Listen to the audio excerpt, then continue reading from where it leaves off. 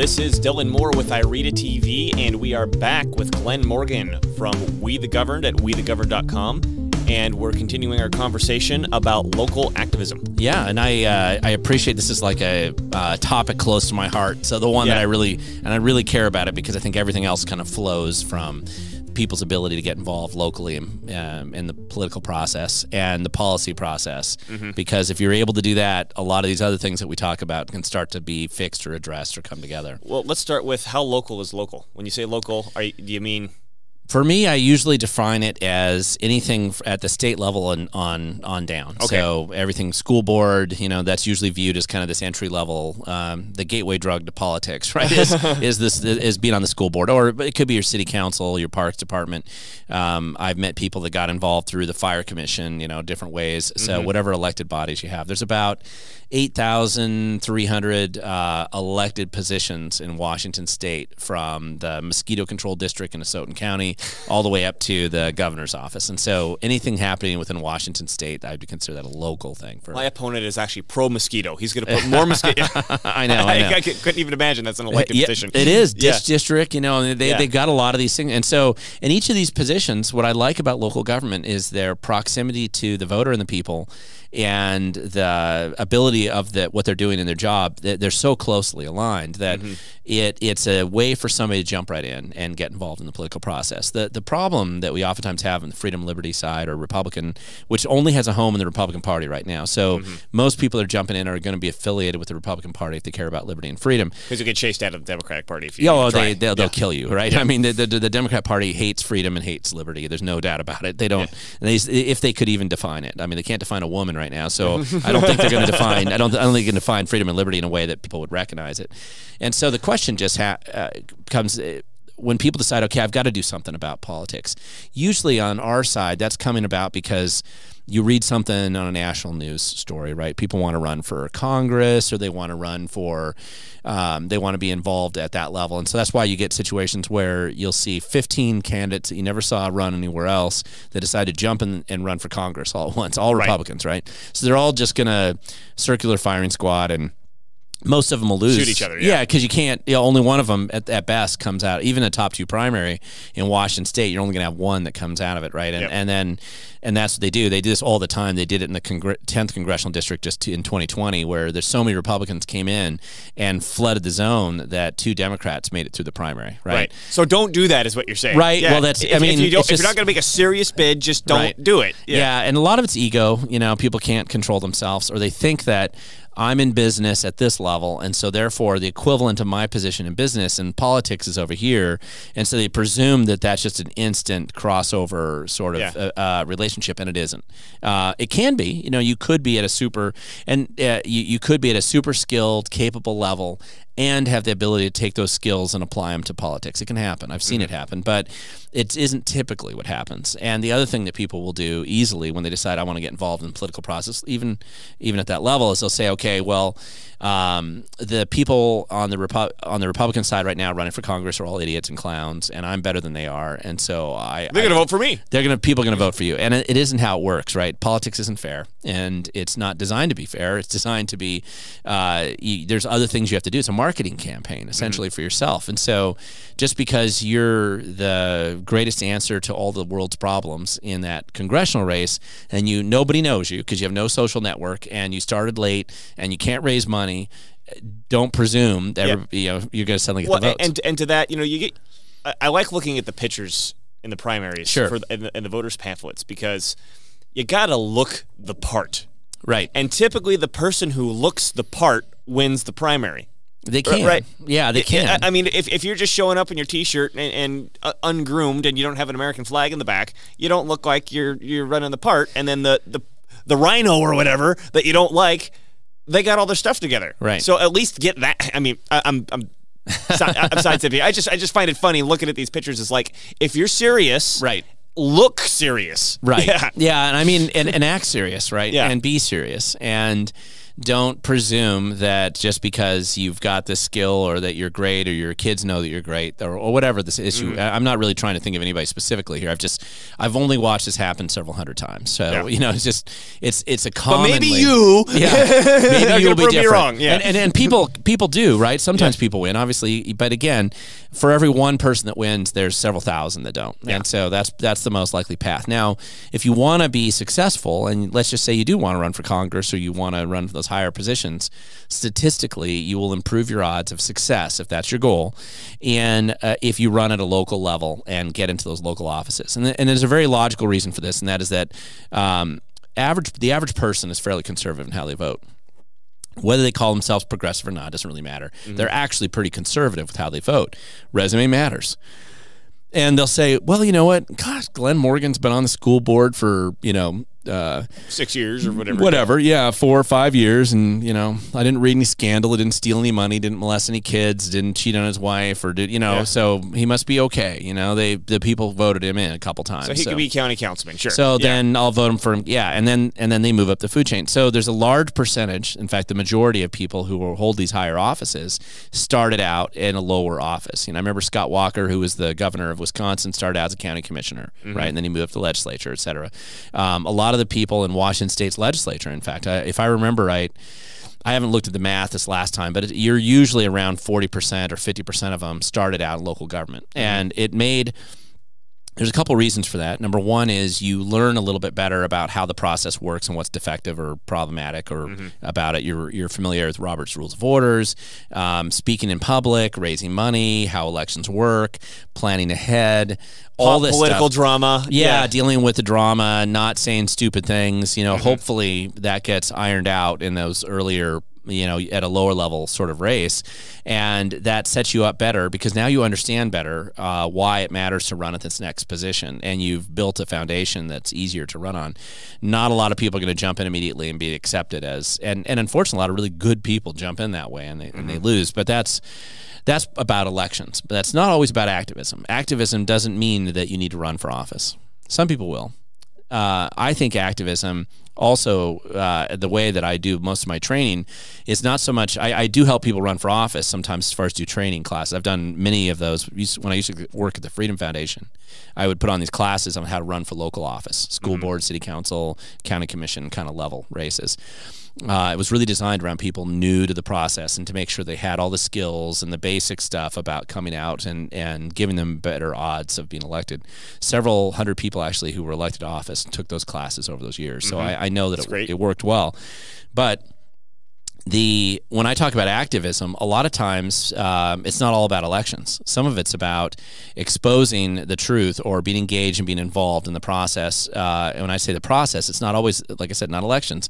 It's what's going on in local government, paying attention to. It's about journalism, citizen journalism. It's about organizing other citizens to be engaged in confronting the bureaucracy or the elected body or whatever group that you're dealing with, depending on your focus, and doing it in an effective and capable way. That's why, in a consequential way. To produce a result that doesn't necessarily require this person to lose or that person to win an election. Yeah, it doesn't require an electoral. I mean, sometimes it'll lead to election outcomes because you're exposing the truth maybe about corruption that wouldn't have otherwise been exposed. Sometimes you're revealing or you're exposing a bureaucrat or a bureaucracy that's out of control, and that'll lead to reform or legislative reform, or it'll lead to people resigning and leaving or investigations to occur, or whatever it is. You can't always predict the outcome, but that's a really important part of activism, I think, that's ignored frequently because most people who think of activism, they'll think about elections, right? It's waving signs, working the phone bank, canvassing for a candidate, having fundraisers for candidates, all of which are important. But activism, the way that I look at it, is it's a full-time endeavor in the sense that year-round we should be activists. And the elections are part of that process. But I think we're going to be much more effective if you care about liberty and freedom at being engaged year-round than we will be if we're just part-time, part-time process. Okay, I'm going to rev up for an election again and calm back down. Yeah, and then go back down, and then I'll, ignore politics for a while. It's not how it works.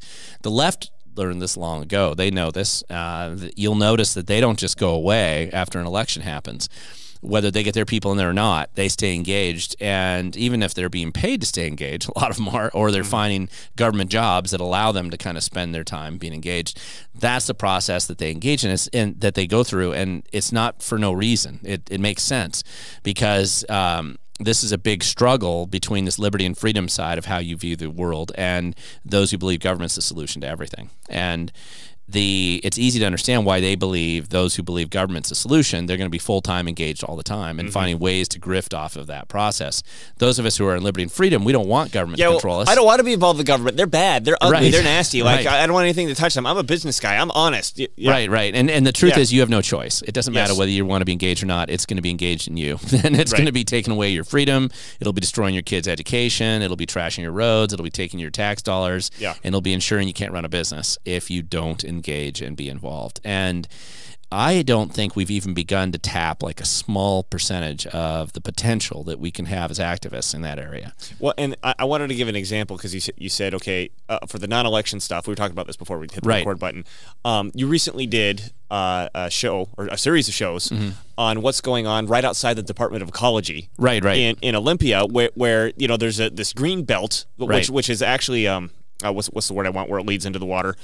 It's a watershed. It's a watershed leading right into Puget Sound, which is supposedly the main thing that the Department of Ecology is concerned about is, oh my God, the water, the fish, salmon. and the bugs. Yeah, the salmon. Oh, yeah. Right? It's complete homeless, drug addict. Oh, yeah.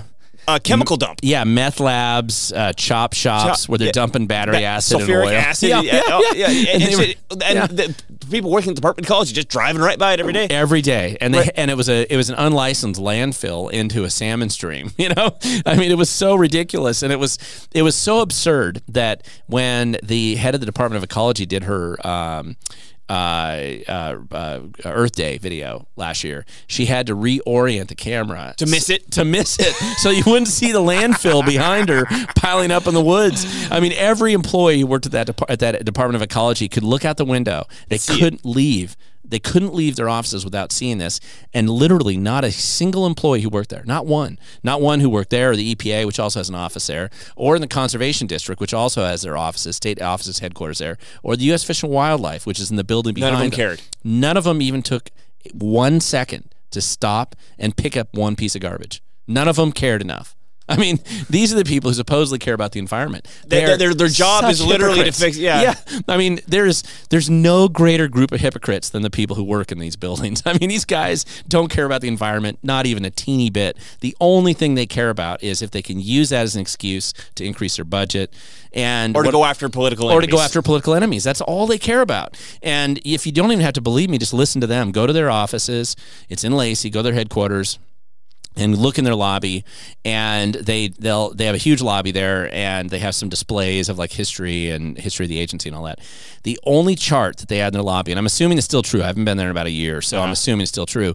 They don't have any charts that talk about how much cleaner the water is, how much cleaner the air is, or anything successful that they've accomplished. Nothing. There's nothing about that. The only thing they have is a chart of the increasing growth rate of the number of employees they have at the agency. It's the only measurable chart they have in their lobby. Look at how bloated we are, and we're proud of it. Please come and see. Right. Yeah. Because that is the only priority that agency has. And so when they do these silly Earth Day videos, you know, they don't believe anything they're saying. It's just fake. And they had this toxic waste pile, open pit latrines, garbage burning right outside their front headquarters. I mean, the smoke's blowing into their building. In the most sensitive spot. Right. Ecologically speaking. So anyway, you go out there. Yeah, you document it, right? You documented it, and so it got cleaned up. What do you know? They cleaned it up. Oh, my. And they were mad at me for that. I mean, they called me an illegal journalist. Whatever that is. But, and they said I trespassed to go take those photos, which I loved. It's like... Because that's the problem here. I trespassed to go take these photos. Oh, yeah. And so that's actually a good example. I'm glad you brought that up. That's just... There's no election issue result, that I'm tying into that. It's just exposing the truth. Sometimes you have to be willing to say the emperor has no clothes. Right, and that doesn't matter when you're talking whether you're talking about mandates, the homeless industrial complex, the environmental hypocrisy, right, the grant grifting operations that exist at all levels of government, the blow to the bureaucracy, the egregious incompetence of what they do on a daily basis, internal corruption, whistleblowers, whatever it is. Exposing the truth about this is really important. And then there is some element of like, if you shine a light on the cockroaches, they scurry away. They do. right? Absolutely. And so even if you haven't gotten these people out of power or whatever, just, flashlight, I'm watching what you're doing. Right. Will slow them down. It does. Yeah. And they there was a Supreme Court judge that said sunlight's the best disinfectant, right? Mm-hmm. And it really is. Shining the light of truth on what's going on in these agencies allows you to sometimes change the law, sometimes institute reform, sometimes change the agencies, sometimes downsize them, sometimes eliminate them depending on the situation, right? I've been doing a series of articles on the Evergreen State College, right? Which is just an embarrassment of an existence. Oh, my God, they're so funny. Yeah, I mean, if you had to pick, if you want to save some money, just end the Evergreen State College. I mean, what's the point? It's 50% of the size it used to be, student-wise. No sane student with a future goes there. I mean, you just... Well, you even pointed out that having that on your resume is actually a negative. It's a net negative, unless you're going to work for government, like the Department of Ecology, and be a hypocrite for the rest of your life. Well, I did notice this because I had a friend who went there once upon a time, and I went and visited, and I remember I was sitting in Olympia with transgender people around me and all these hippies doesn't even describe it right. And I'm staring at the Capitol building, and I'm like, why are these two things right next to each other? There's a connection here. Yeah, and it was when you said that that's where they're training the people to put. Right. Yeah. When you want to know why these people are so idiotic and crazy when they go and institute some of these policies and procedures, they come out of Evergreen State College and they're unemployable in the real world. So they got to put them somewhere, and that's a feeder system for them. And students realize that it's destructive for their future if they go there. So they've had this rapidly, and it's miserable. I mean, the students that they have a chip on the shoulder. They're mad about their education oftentimes. So that's why it's 50% less student enrollment now today than it was a few years ago. 30% less in staff. But that same period of time, they bloat the bureaucracy. I mean, it's just a big grifting game for unemployed bureaucrats and politicians elsewhere in the state. Why this begs to be just eliminated. Just turn it off. Right. Flip the switch. Flip the switch. Turn it off. Try again. Do something else with that campus. Let the homeless people live in the buildings, whatever. Yeah. Make a big camp, drug rehab facility, whatever it is. I mean, you have to do something different. And the only way you get there is if you expose it, because these guys aren't going to expose themselves. They're not going to tell the truth. They're not going to reform themselves. So us as citizens have to do that, and particularly in this environment in which there's no real media left. The Seattle Times. That's what I'm making this thing for. Correct. Yeah. I mean, that's why we're here. That's today. why you have WeTheGoverned. That's why I have WeTheGoverned. That's why all these other groups of people are starting up, because they realize the Seattle Times couldn't do an honest article on the Department of Ecology or any of these other people to save their life. And even if they had somebody left there that was honest and wanted to do a story, they would be ostracized and destroyed by the fact that those agencies have an army of people that are public affairs officers and politically established people that they would totally influence the traditional media, whatever, or Cairo News or Como News. None of these guys are going to do that. They're not going to do an honest story on this at all. And even if they wanted to, a lot of them have been downsized to the point where they don't even have investigative journalists working for them anymore. If they do, it's just a handful left. And so whatever's the traditional media, whatever we want to call it, is largely vanishing before our eyes. It's just vanishing. It's like water in the sand. It's disappearing. Good, die. They should also be turned off, just like Evergreen State College. but I digress. But we all want to know what's going on in our communities. All of us do. We care about it. It matters, and it does matter. So we have to have people engaged and involved in that process. If you don't, then... Well, I'm not saying... I'm saying these ones that are all bought off and can't actually do any investigative journalism, turn them off. So and we have to start... Then you and I... We have to start... we have to start somewhere, right? So citizen journalism is going to fill this gap. It has to. It has to fill this gap of exposing the truth about what's going on, whether that's in the police department in Seattle, right? Whether that's the homeless camps, whether that's CHOP, whether that's what's happening in the halls of Olympia and the legislature. We have to be able to fill the role. And so there's no such thing as too many of us doing this. Right. This is something that activists can do all the time. And in organizing and confronting and shining the light and being involved in it, I think it gives us the greatest opportunity to make a difference as activists. Awesome. Can you talk about, you brought up a website that you wanted to show. Sure, like for people to do research. Yeah, and I don't know how to use it. Okay, it's the pdc.wa.gov. It's the Public Disclosure Commission. Yeah, Richard, can you bring it up? And this is a great website because activists should know if you want to do some research. Now, this, like if you go to the browse section there and you click on browse, you would actually be able to see, for instance, and then go to, let's just say, candidates by election year in office, for example. What's PDC stand for? PDC stands for Public Disclosure Commission. Okay. Yeah, and so this is part of the transparency. And let's just see, you got a state. Let's just look at legislative there. This is not bad. You know, we'll look up somebody. And then Richard, can you put and scroll Glenn down in the top right corner? And you can scroll down there actually, and you'll see all of these legislative candidates and how much they've raised running for office currently. And if you click on any of them, and it doesn't really matter who, Republican, Democrat, none of it really matters. Pick the one that raised 20 grand. Yeah, or whatever. Yeah, and so you look at this, and you can actually see how much money they've raised, where the money comes from. Right? If you look at the contributions tab there, it'll show you all of their contributors and who contributed how much to them. This usually organizes the contributions by size, so you can see the name of the people. You can see what are these categories? Go back up there. So what it is you can see contributions, which is who's donated money to the campaign. You can see expenditures, how they spent the money in their campaign. You can see any loans they might have made to the campaign. Independent expenditures, which you wouldn't see usually until later in the process. And reports. You can go back and look at the original reports. All of this matters. Like, you can look at this and you can say, okay, you know this person's going to be a Democrat. And why would I say that? Because the third donor here, the $1,000 donation that's just had, is People for Derek Kilmer, who's a Democrat congressman out of the 6th district. There you go. So you get a sense of knowing who that person is and who supports him. So there's a lot of different things you can learn. And if you go to my website at WeTheGoverned.com, you can see. If you look under Contact Glenn, there's a page there where it says politicians, judges, and other people. Yeah, you can see it there. And go ahead and click on that. That'll detail, for example, all the people.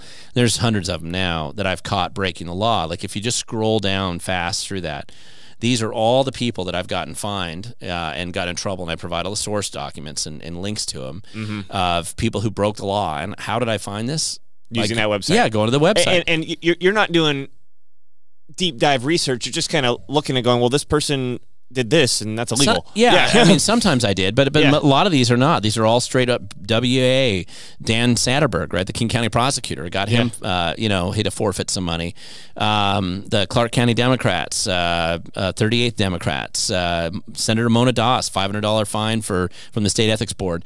If you look through this, and I documented all of this here, because what happened is a couple years ago when I started doing this, the Democrats said I was wasting my time and I wasn't finding anything, right? And so I started keeping track of what I found. There's $700,000 of the fines right there. Yeah. So, I mean, I don't know if you could say it's nothing, but it looks like something to me. And I provide all the documents, and it's a pretty extensive it's a boring page on my website, but it's interesting in the sense of all the source documents. There's the data. There's the data. Yeah, you can say I'm not doing anything, but that's some data. And so it shows you just what's going on. And going to the PDC website, that's a classic pdc.wa.gov. That's where you go if you want to learn enough you could probably do this as well. Let's talk about some of these numbers here on your site. So my first reaction here is where did it go? Democrat, the 38th LD Democrat. We're in the 38th right now. I live in the 38th. Yeah. So what was that? So no, I mean more specifically. So $4,500. Right. They had to forfeit the $4,500. Yeah. How big of a hit is that for them? That's half the money. Half the money. About half the money they had this cycle. That for them that sucked. Yeah, and they're probably pissed at me about it. So some of them that would be. Some of some of them are not going to be that big. I mean, we got a $300 one down here. Committee to recall Snohomish County Sheriff Adam. Oh, right. Yeah, I bet $300 is all they had. Right. Yeah, they got fined because they failed to disclose their in-kind legal contributions from the attorneys that jumped in there on that one. I remember that one. And some of these, like the Democrat Association of Secretary of States. I don't remember exactly. I think that was something they hid something from the public, you know. And the Steve Hall down there, former manager of City of Olympia, there was a personal fine on him for violating. It's actually RCW 4217A555. I just happen to know these laws, but nevertheless, what he did is he actually broke the law. Doing an illegal mailer using public resources to oppose the $30 car tabs. And that's one I would say $10,000 doesn't seem like enough. That should be $100,000. Probably, but that's this is the law of how much. I mean, a lot of this is just showing the truth, and this is about shining the light too, right? Yeah. Well, and then even if it's not as much as it should be, the fact that somebody's out there doing it, right, makes the impact. That means there's somebody enforcing this. Correct. Right? And me going, okay, I'm thinking about breaking this law, but Glen Morgan might look me up, or somebody that you train might look me up and catch me, so I'm not going to do it. Right. Or preferably hundreds of people I've trained. Exactly. Yeah, so there's a lot of people doing that. And the same thing with using the Public Records Act. That's another really important skill, right? I just did a video this morning that launched about the city of Tukwila city council members who were, through a records request, I was able to document that they were basically trying to conceal leftist groups that were sending them on junkets, on special training junkets. They would go, you know, out of state or something and pay for fancy hotel rooms and meals, and then they were trying to conceal it and not report it on their financial disclosure documents. And I caught city staff trying to falsify or collude with them to conceal this information from the public. So those come out of using Public Records Act requests. Government is, you know, I've always defined bureaucracy, government bureaucracy, as a mountain of corruption concealed by an ocean of incompetence. You know, and it is the definition of government today. That's what we have. And so all you have to do to find scandals and problems is just look. Just look. Nobody's looking. Yeah. No one's looking. Don't think that the Seattle Times or somebody else is paying any attention. They aren't paying attention at all. Nobody there's looking. You could give them all the data that you have and set it on their desk, and they would ignore you. Yeah. So we have to look. They put a hit piece out on you. Yeah, they'd attack you. Yeah. I mean, I think that's what I originally had happen with the Seattle Times when I did this article. In fact, if you Google me, you'll see me, and one of the things you'll see is first thing that pops up. Yeah, the Seattle Times article about me saying, "Is this guy just a partisan annoyance?" You know, and here I am catching all these people breaking the law. Yeah. And of course I've caught a lot more people since then. And but that's those guys, they're never going to look for the truth. They have zero interest in that. So as citizens, we have to go out and expose this stuff ourselves. So the Public Records Act, very good tool to use. The Public Disclosure Commission, very good tool to use again. And each has a value that it represents. And then what I always find, because you've asked me about this before, is like, what's the most important thing you could do as an activist? That's one of my list of questions. I asked you about on recording. Yeah. And it's an important question to ask, because the answer is not super simple, but it is kind of focused within a basic spectrum of options that exist. So if somebody comes up and they say, I'm talking to the camera now. So if you're an activist and you say, I'm watching this video right now and I want to know, what can I do to be effective, or what's the most important thing I can do? Can I do something? Can I do something? Yeah. And what I always say is, first of all, you have to know yourself. Be honest about what you're interested in doing. Somebody that's interested in doing research is different than somebody who'd be interested in doing videos like this, for example, or whatever it is. And then start to find similar people who share your interests, but maybe have different skills, because teams of people are the path to success for activists. You can't do it as a solo operator out there being the one-man band. You're going to be much more effective if you find a team of people and find a focus, call it a target, your school district. If you're concerned about what's going on in your school, then get together a group of other like-minded people in your community who care about it as well. Divide the skills and the tasks amongst yourself, and as a group of volunteers, and that's how we pretty much are all going to be volunteers in this process, and go after whatever it is you're looking for, but look for the truth. Right? I mean, Dylan, I always tell people, look for the truth. You may think that this is what you're looking for, but you'll find something completely different once you start digging. It happens all the time. And so be open-minded about what you're looking for. But once you get in there, it's inevitable. You're going to find incompetence and corruption and problems, things that are going to need to be fixed, things that are going to need to be exposed, and things that are going to need to be changed. And that inevitably, sometimes that leads to election issues, sometimes it doesn't. Sometimes it just leads to major reform. But once you do that, by exposing it, you have the additional add-on benefit, like you said earlier when you were talking about the campaign finance violations, that once they know that they can be caught, they adjust their behavior. They start to change their behavior, and that is good for us. Yeah, that's good for everybody. It's good for everybody in the community, and so we want to be able to expose it. And being an activist, understand what you're capable of doing, right? And what your passion is. That you can't force people. The thing the Republican Party is notorious for is that all these people say, I want to go help in a campaign, right? So highly skilled, capable people come together, and they say, we want to go help the Republican Party. And the Republican Party says, okay, I've got all these skilled, capable people. I'm going to stick them on a phone bank. And that's all I'm going to do with them, right? I'm not going to realize that there's a video guy here who could donate his time to help to make something like this. Correct. Yeah. I'm not going to have some. Even though they have all these skills, that's the one size fits all kind of approach.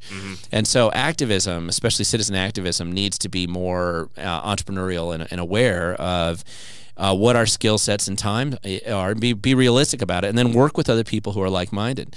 You don't need somebody's permission.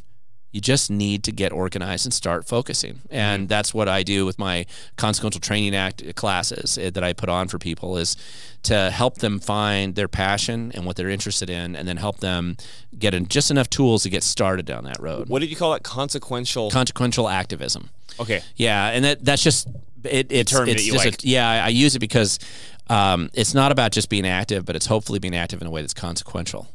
I don't want you to waste your time or anybody else's. I want you to use your time to the best effect that you can and have the biggest impact that's possible. Looking at your website there, going over the, say, $700,000 or so that you've been able to hit people for these various issues. Right. So you said you've trained hundreds of people how to do this? I would say that the people who've gone down the road furthest, I would say there's probably about a dozen people like me now that can actually file those complaints the way I'm doing it. Have you thought about, like, keeping score?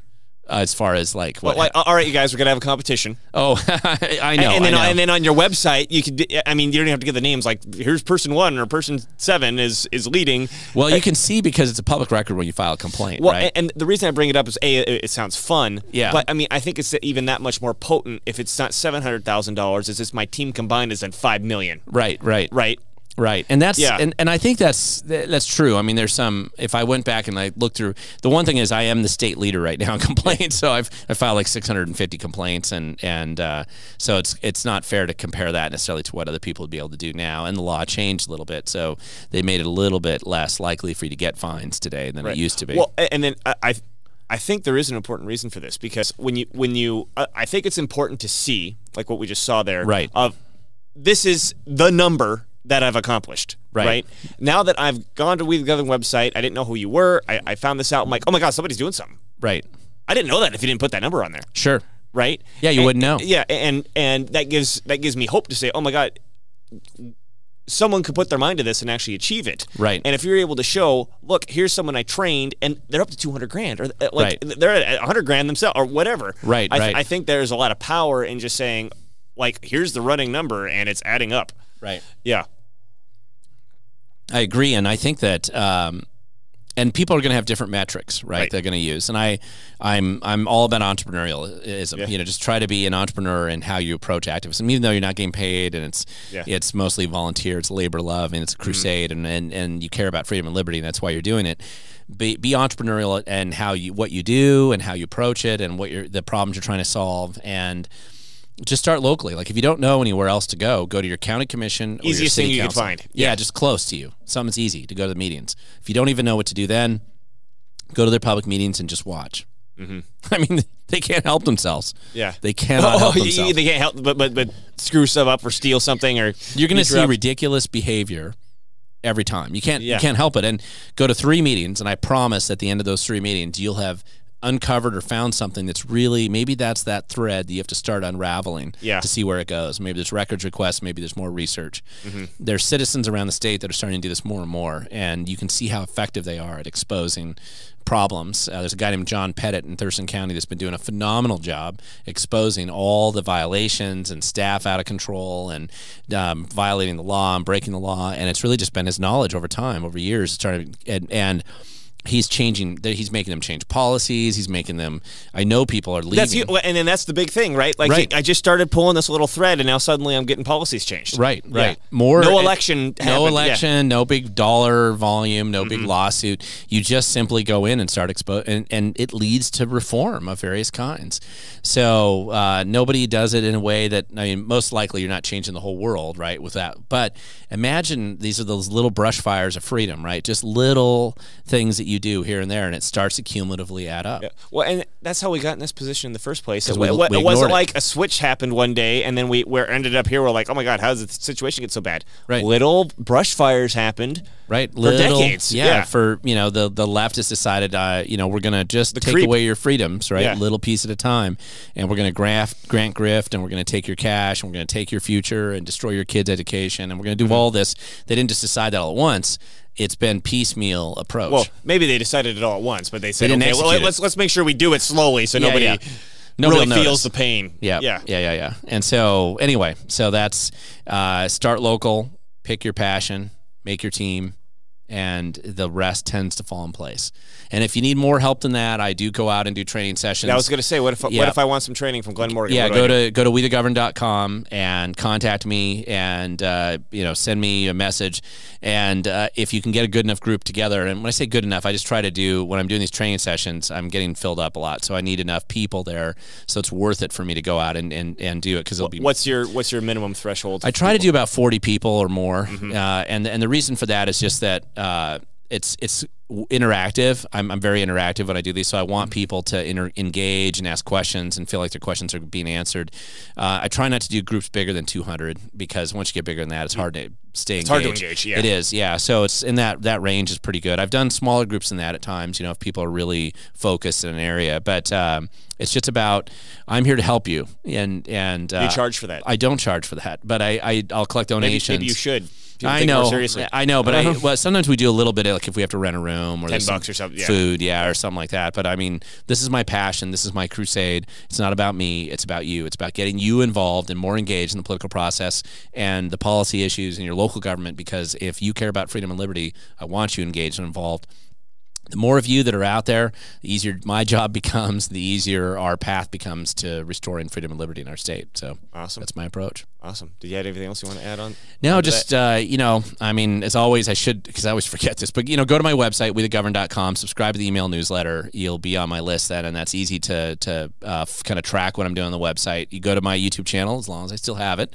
And when I don't, look for me on Rumble. That'll be where you'll see me, because I'm sure they'll eventually take it away. Just go to Rumble. Just do Rumble now. Forget the YouTube thing. But subscribe to it, if you can, because that does improve the searchability of the video. And I'm on YouTube because I started there before Rumble ever existed, and also because before the censorship started. Before the censorship, the egregious censorship anyway, started. And also because I'm trying to reach people who don't agree with me. That's the whole point. I'm trying to reach people. It's not an echo chamber for me.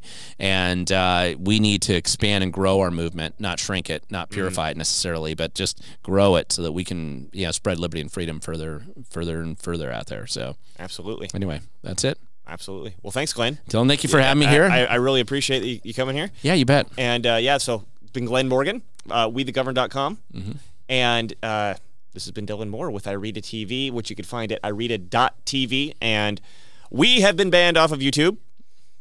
Richard, our producer. Congratulations. Yeah, thank you. So you got to find us somewhere else. If you go to our website, IRETA.tv, up at the top, we got menus that show all the different social media that we're on. We're on Rumble, we're on BitChute, we're on Odyssey, we're on Gab TV, we're Telegram. We're all over the place. Follow us where you like to, and thanks for watching, and we'll see you next time.